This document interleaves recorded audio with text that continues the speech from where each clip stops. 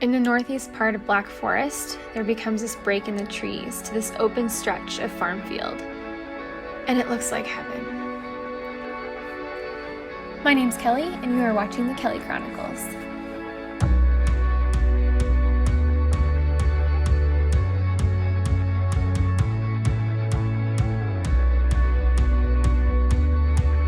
I grew up near that beautiful 800 acres and remember watching the farmer plow the land and harvest it every year. I'd see him out there with his tractor and savor the way the wind blew through the field to show amber waves of grain, just as described in Catherine Lee's America the Beautiful. But not all things stay the same. Several years ago, the farmer passed away and his remaining family decided to sell the land to developers. Their plan is to build roughly 140 houses on it, some only 2.5 acres apart, which for someone from town might look like a good chunk of land. However, 30 minutes from outside of Colorado Springs into that far out in the country, 2.5 acres is something that will be more akin to a subdivision.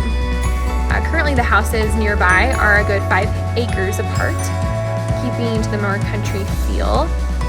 Falcon and Monument have been growing at a rapid pace, with thousands of homes being built, and there are a lot more in the process of being built. More and more people are moving to the Colorado Springs area, but many also desire more affordable housing. And once I heard about the future development, I started taking photos and video from outside the fence to hopefully keep some of its beauty before it's changed forever. Then I thought, how cool would it be to be able to create a photo shoot concerning the field? I toyed with the idea of doing something unconventional, as I have in the past with other crazy photo shoots. My mom was the one who told me, what if you made a dress out of houses to show the subdivision? And I loved this idea, and I ran with it, and for months I started making these houses. I contacted the realtor to see if I could get the new owner's permission to take photos actually past the fence and in the field of the property. However, they never returned my calls. So I found an open space near I-25 that still resembled the beauty of the untouched Michigan farm. And it was here that I had my crazy photo shoot taken. Sometimes you gotta work with what you can, and I didn't want to trespass on private property without permission. So we still made the photo shoot happen. Maybe it wasn't my initial plan, but we still made it work. And what I loved about this process was the fact that even though change happens, and we can't always stop it, even if that change makes us upset, we can take those bits of sadness and disappointment and turn them into something positive. And for me, the best place to express that is through art.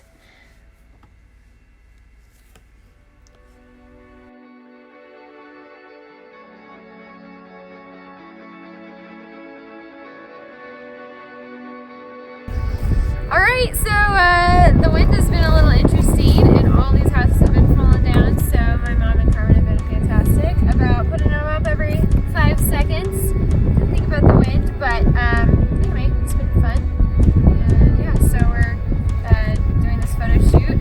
The reason I chose this field was because it reminded me of the field that is already doing the shoot, the Mountain View field near the Q and Ranch, where they're going to build 160 houses. Thanks for watching. I do want to say, I get the need for housing. I get that it's a free country, that if you have 800 acres of land that you can sell for millions of dollars, then why not? I'm definitely not trying to offend anyone with this video. I'm sure people will move into those new houses and they will love it out there. But I guess I just want to say goodbye to the old before I say hello to the new.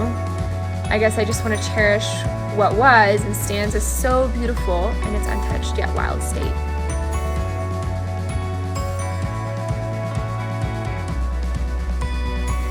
But this fast-paced, moving and booming area doesn't really value the country anymore. Our neighborhood requested that the homes be built further apart as ours is, but the county commissioners went in favor of the smaller lots, changing the zoning from 5 to 2.5 acres. They're even going to build a gas station and stores on the corner, just to accommodate the development's buyers, which I think is really sad. That corner is so beautiful and untouched. All those tall 200-year-old pines that they're going to have to clear away. To a development, though, why does it matter if it's a little noisier, if there's more traffic? It made me disappointed that the county commissioners didn't value the surrounding neighborhoods' opinions, that they were more in favor of appeasing a development rather than keeping a beautiful area more country. I mean, this area is never going to be the same. And I know change happens. As other people have said, development is inevitable. I do wish that their development could have been more about keeping the area rural rather than subdivided. But I also can't change what's going to happen. And like I said before, all I can do is make something positive, like this photo shoot and video. And honestly, it's helped me to cope with the change. It inspired me to make art, as well as keep photos and video I can treasure when it's changed forever. What about you? Is there a place you used to love? A favorite view that was changed forever? Or did you transform a disappointment in your life into a positive form of art? I would love to hear your thoughts. Again, you are watching the Kelly Chronicles. If you liked what you saw, please give me a thumbs up, subscribe, and click the bell to get more videos on unconventional fashion, art projects, and even some cosplay. I want to thank my mom, Deanne Champlin, and cousin Carmen Champlin for being so helpful and taking such fantastic photos and footage. Also, a big thank you to Dan White, who helped film footage with his amazing drone. Thanks to the developers for the inspiration. Even though I'm not super excited about the change, they did help me by inspiring art.